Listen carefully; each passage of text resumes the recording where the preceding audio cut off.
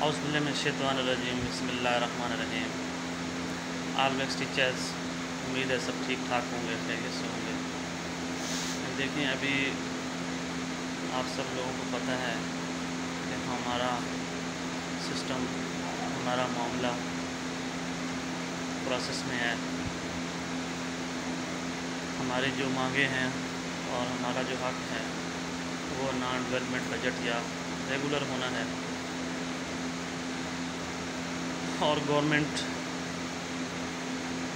इसके बारे में कुछ और सोचे बैठी है। गवर्नमेंट हमें सूबों के हवाले करना चाहती है कि 18वीं तरमीम के बाद तालीम सूबों के पास है, जो कि वाकई ही ऐसा है। लेकिन सूबों के अंदर जो हम जैसे टीचर्स, बैक्स लेवल के टीचर्स, और सेम सिस्टम लिटरेसी डिपार्टमेंट के नाम से चल रहा है, तो इंतहाई कमज़ोर सिस्टम है। टीचर्स के लिए उसमें कोई टीचर्स की वहाँ वैल्यू नहीं है, उसकी कोई औकात नहीं है। उनका सैलरी पैकेज बहुत कम है और उनके रेगुलर होने के कोई चांसेस नहीं हैं।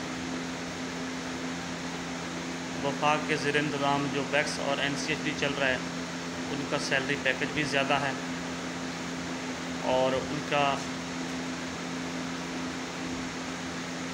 सहूलियात भी ज़्यादा हैं, और उन्हें उसमें रेगुलर होने या नॉन डेवलपमेंट की तरफ जाने के अमकानात भी हैं। हमें सूबों में जाने से कोई इनकार नहीं है। हमारा 18वीं तरमीम से कोई लेना देना नहीं है। हम गवर्नमेंट के किसी काम में मुदाखलत नहीं करना चाहते, लेकिन इतना हक़ ज़रूर रखते हैं कि हम जो 25 साल से इस मुल्क के कौम की बच्चों की तालीम का बेड़ा उठाया हुआ है, और ऐसे इलाके हैं, ऐसा एरियाज़ हैं जहाँ पर गवर्नमेंट की पहुंच नहीं है, सरकारी गवर्नमेंट स्कूल मीलों दूर हैं, तो वहाँ भी बग़ैर बिजली, बग़ैर पंखे के दरख्तों के नीचे ये लोग इन बच्चों को पढ़ा रहे हैं। तो ये अपना हक़ रखते हैं कि इनको सबसे पहले अव्वलीन गवर्नमेंट की, अगर गवर्नमेंट चाहती है कि इनके साथ भला किया जाए, इनकी खिदमात का इनको सिला दिया जाए, तो अव्वलीन गवर्नमेंट का जो काम है वो यही होना चाहिए कि इनको नॉन डेवलपमेंट कर दिया जाए और रेगुलर कर दिया जाए। एक तरफ तो आप कहते हैं कि हम हज़ारों वैकेंसियाँ दे रहे हैं जो सिर्फ तालीम के शोबे में, तो आपके पास ऑलरेडी 12,500 टीचर्स मौजूद हैं जो कि 1 साल 2 साल से नहीं 25 साल का तजुर्बा रखते हैं। आज वो 25 साल आपके इदारे में गुजार कर ओवर एज होकर किस महकमे में जाएंगे? उनका रोज़गार यही है, उनका ज़रिया मुआश यही है। आप सभी लोग जानते हैं कि मुल्क पाकिस्तान के जो टीचर्स हैं या असातिज़ा हैं, उनके सैलरियाँ और उनके जो मराआत हैं वो मुनासिब हैं, काफ़ी मुनासिब हैं। लेकिन बैक्स टीचर्स का जो पैकेज है या उनको जो कोई दिया जा रहा है इंतहाई गैर मुनासिब है। हमें तो किसी को सैलरी बताते हुए शर्म आती है कि हमारी 8,000 सैलरी है। कोई दोस्त पूछ ही लेता है, लोग बड़े फ़ख्र से हमें उस्ताद कहते हैं, टीचर कहते हैं, रिस्पेक्ट देते हैं। तो जब हमसे पूछते हैं कि भाई आपकी सैलरी कितनी है, तो यकीन करें 8,000 सैलरी बताते हुए बहुत शर्म आती है। इस दौर में हमारे इलाके में यहाँ जो जानवरों की देखभाल करने के लिए ज़िम्मेदार जिसको रखते हैं, भैंसों का اور گایوں کا جو چارہ ڈالنے والا بندہ ہے اس کی بھی 12-13 ہزار سیلری ہے۔ مگر افسوس کہ ہمارے قوم جو اس معاشرے کی بنیاد ہیں، اس معاشرے کی ایمانداری، دیانتداری، عدل و انصاف،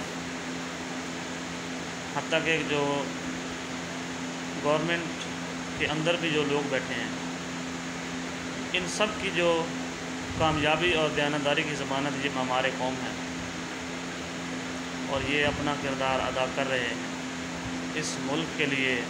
ان ہمارے قوم نے انجینئر بھی پیدا کیے ہیں، ڈاکٹر بھی پیدا کیے ہیں، اور پھر انہی میں ہمارے قوم نے ایسے لوگ بھی پیدا کیے ہیں جو محمد علی جناح جیسے لوگ، جنہوں نے یہ ملک بنا کر دکھایا۔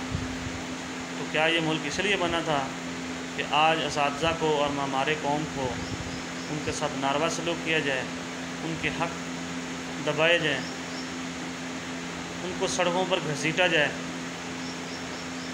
اور ان کی خواتین اساتذہ کو پاکستان کی تاریخ میں نہیں، دنیا کی شاید تاریخ میں ایسا کبھی کہیں کسی ملک میں شاید ہوا ہو؟ اللہ اکبر! حتیٰ کہ کشمیر میں بھی میرے خیال میں ایسا نہیں ہوا کہ کبھی 100 کے قریب فیمیل ٹیچرز کو 4 دن تک اڈیالہ جیل میں رکھا جائے، کسی بھی جیل میں رکھا جائے۔ تو یہ پاکستان کا یہ ایک جو 24 اکتوبر کا دن ہے، انتہائی سیاہ دن تھا، جب ہماری ویکس ٹیچرز کو ڈی چوک سے گرفتار کر کے اور تشدد کرتے ہوئے رات کے 3 بجے اٹھا کر جیلوں میں ڈالا گیا۔ تو آج وہ لوگ پھر بھی اپنے جیل میں جانے کی وجہ سے پریشان نہیں ہیں، ان کو کوئی ملال نہیں ہے، لیکن ایک تکلیف ضرور ہے کہ ہمارے ملک پاکستان کا جو امیج تھا، جو ایک تاثر تھا، جو پہچان تھی، وہ بہت خراب ہوئی کہ لا الہ الا اللہ کی بنیاد پر بننے والا ملک، اس میں خواتین اور عام خواتین بھی نہیں، اساتذہ خواتین کے ساتھ یہ ناروا سلوک کیا گیا کہ ان کو گرفتار کر کے جیلوں میں ڈالا گیا۔ بہت زیادہ جگ ہنسائی ہوئی اس ہمارے ڈی چوک والے جو اساتذہ کی گرفتاری پر۔ تو یہ ظلم کی انتہا تھی جس کو ہم نے بڑے صبر و تحمل کے ساتھ فیس کیا۔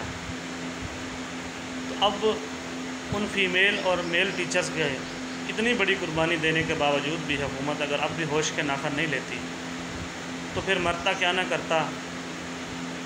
ہمارے پاس کوئی اور آپشن نہیں ہے، تو اس میں جو ہم کیا کر گزریں، کیا کریں، مطلب کہ ہم دھرنے کے طرف بھی جا سکتے ہیں، ہم بھوک ہڑتال بھی کر سکتے ہیں، اور میں بھی کچھ ٹیچرز ایسی ہیں جن کو ہم نے بڑی مشکل سے کنٹرول کیا ہوا ہے۔ وہ لوگ چاہتے ہیں کہ سر اس سے بہتر ہے کہ ہماری 8,000 سیلری ہے وہ بھی ہمیں سال نہیں ملتی، تو گھر میں بھوک سے مرنے کی بجائے، اپنے بچوں کو مرتے دیکھنے کی بجائے خودکشیاں کر لیتے ہیں، بچوں کو بھی مارتے ہیں، خود بھی مرتے ہیں۔ لیکن ہم نے ان کو سنبھالا ہوا ہے کہ دیکھیں ہم اساتذہ لوگ ہیں، باشعور لوگ ہیں، ہم ایسا کوئی قدم نہیں اٹھائیں گے، ہم آئینی جمہوری طریقے سے اپنا حق ہر حال میں لیں گے انشاءاللہ۔ پوری دنیا کے حکمران، پوری دنیا کی عدالتیں بھلے اس کی طرف نہ دیکھیں، لیکن ایک ایسی ذات ہے جو رب کی ذات ہے، جو اوپر بیٹھی ہے، وہ ہمارا حق ہمیں کبھی، وہ ہمارے حق دینے میں کبھی ناانصافی نہیں کرتا۔ اور انشاءاللہ اگر خدا نے چاہا اور اللہ نے ہمیں ہمت و طاقت دی تو ہم یہ اپنا حق لے کے رہیں گے۔ ہمیں چھیننا پڑے گا تو چھینیں گے بھی، لیکن ہم اب ہمارا معاشرہ ایسا ہے کہ ہم ایک تہذیب اور تربیت کرنے والے لوگ ہیں، تہذیب کے اندر رہنے والے لوگ ہیں۔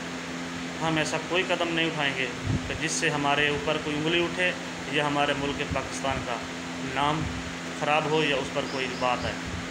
تو ایک دفعہ پھر گزارش کرتے ہیں چیف جسٹس آف پاکستان سے کہ آپ بہت سو موٹو نوٹس لیتے ہیں، ماشاءاللہ اچھی بات ہے، اور ایک ویکس ٹیچرز کے لیے بھی، غریب لوگوں کے لیے بھی، ایک بندے کے لیے آپ ماشاءاللہ بہت نوٹس لے رہے ہیں۔ تو یہ 12,500 کے قریب لوگ ہیں جو انتہائی پسماندہ علاقوں سے بھی تعلق رکھتے ہیں، اور ان کی عرصہ دراز سے خدمات ہے۔